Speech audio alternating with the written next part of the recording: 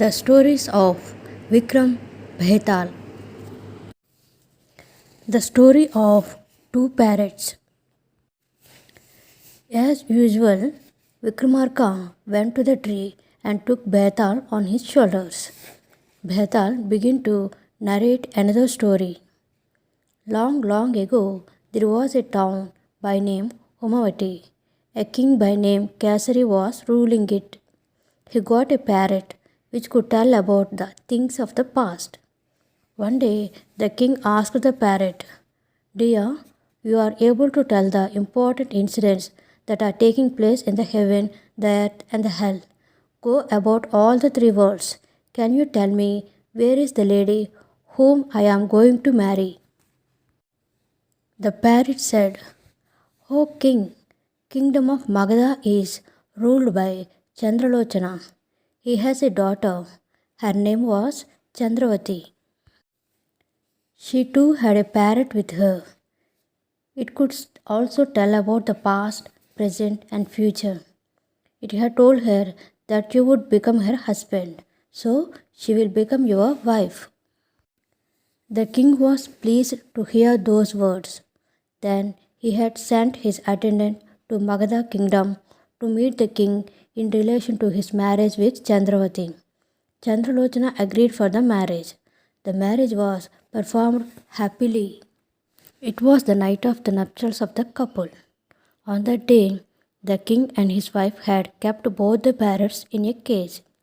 Then the male parrot had come to the female parrot and talked happily. But the female parrot said, "I don't have faith in men." Then the male bird said, "I too don't have faith in women." Both of them quarreled for some time and went to the king. Later, they explained their problem to him. The female bird told a story in support of its version as follows. There was a town by name Madhurapuram. In that town, there lived a merchant by name Dharmadattu. He had a son. His name was Dattu. He lost his parents in his childhood itself. He had all bad habits. He made friendship with cruel fellows. He had spent all the money given by his parents. Finally, he went from country to country to get his livelihood. One day, he went to a town and met Hiranyak, a merchant of that town. He told his story to Hiranyak. He also told him about the business he could do. The merchant was very happy to know his capabilities, so he wanted to keep him as his helper. Afterwards, Hiranyak asked Dattu to marry his daughter. He agreed to it and married his daughter. Dattu had spent some time in his father-in-law's house happily. His father-in-law trusted him. One day, Dattu said, "I came here long back. I want to go and see my relatives. I will show my wife to them and will stay there for a period of 4 days." Hiranyak was happy to hear these words. He asked his daughter to wear all ornaments she had. He had even given him valuable clothes and ornaments.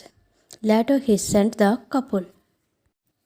On the way, Dattu said to his wife, "Look, many thieves are robbing the travelers.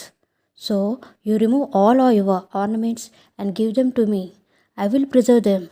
His wife had believed his words and gave her ornaments. Immediately after taking the ornaments from her, he had pushed her into a well, went to his town. He lived happily there in the company of prostitutes. But he did not know that his wife was saved. As soon as she was pushed into the well, she cried loudly. The travelers heard her cries and had brought her out from the well. Later, they sent her to her father's place. Like that, she reached to her parents' house. Her parents asked her about Dattu. Then she told that the thieves had looted them.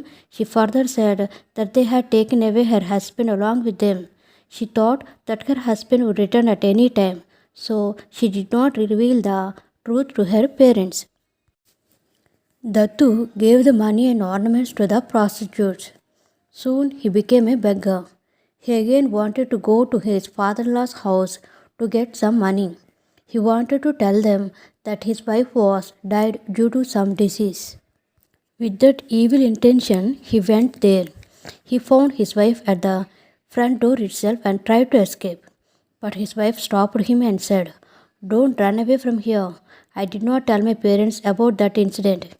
I told them that you have been kidnapped by them, so they will receive you happily." Dattu could settle there as usual. When the wife was in sound sleep, Dattu killed her and took all their ornaments and escaped from there. Later, he reached his town and lived happily again in the company of prostitutes. But his wife's parents were wept a lot for their daughter's death. "Hence, we should not believe men," said the female pirate. Then the male parrot had narrated the following story in support of its version. Long, long ago, there was a town by name Rakshita. It was ruled by Dharmadattu. Dhanagupta was a merchant of that town. He had a daughter. Her name was Vasumati. Dhanagupta got his daughter married with Samudragupta. Vasumati and Samudragupta lived happily. Samudragupta went to other countries to earn more money. After the departure of her husband, Vasumati had fallen in love with a Brahmin. She lived happily with him. After some time, her husband returned. He did not have any suspicion on her. He loved her as usual. Though she was getting love and affection from her husband, Vasumati could not forget that Brahmin. She sent a friend of her and asked him to meet her at a secret place. On receiving the intimation, the Brahmin was going to the spot at midnight. The soldiers hit him with an arrow, thinking that he was a thief. Then the Brahmin had fallen on the ground and was crying with pain.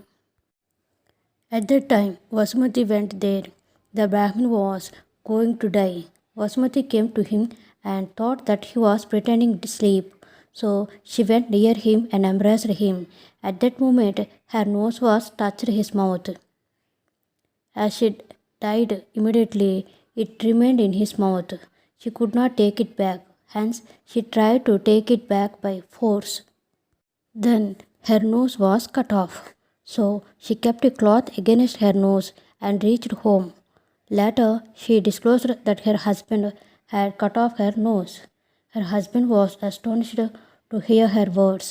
The neighbors blamed him and took him to the king and reported the incident. The king believed her words and ordered to put her husband in prison. Then the soldiers came to the king and narrated the story of the Brahmin. They also produced the corpse of that Brahmin.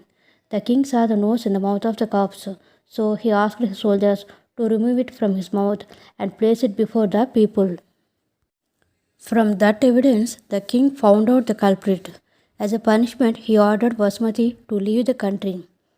At the same time, he released her husband from the prison. "So we should not believe ladies," said the second parrot. The king heard both the versions and could not give a reply to them. "Now, Vikram, tell me, which parrot was right and which was wrong?" asked Betal. "All men will not do such offences, but ladies will not bother about the sin that is going to be attributed to them. So the female parrot is wrong," answered the Vikram.